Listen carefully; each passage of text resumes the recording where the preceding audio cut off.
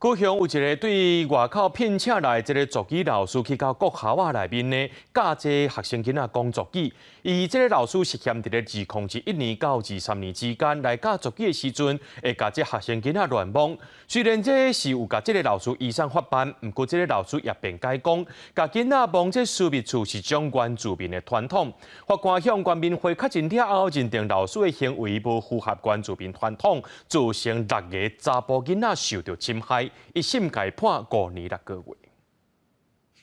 线顶课程指导学生族语，这个外聘的姓郑老师，捌伫高雄真侪间国小教族语，涉嫌2021至2023年中午伫教学期间，甲查甫囡仔私密所在，甚至翕不实的相片，互人移送法办。审理期间，伊选硬拗讲是甲对方私密所在是一种原民传统，代表长辈真久无看到实在查甫囡仔所做的动作，不过法官无认同。他对男童猥亵这个行为，经过原民会的说明，并不符合他们所谓的这个传统的习俗。法官认为这是硬拗的，因为伊教的学生囡仔毋是真久无看，受害者嘛讲老师无教过这个传统。清查了后，确认姓郑老师涉嫌对5间国小拢总6个查甫囡仔威胁47届，一审判刑5年6个月。市府回应，这个族语老师本来服务学校有12间，目前学校拢已经聘请其他族语教师，也是申请中央线顶同步教学，来维护学生囡仔的受教权。带着性别歧视，或者是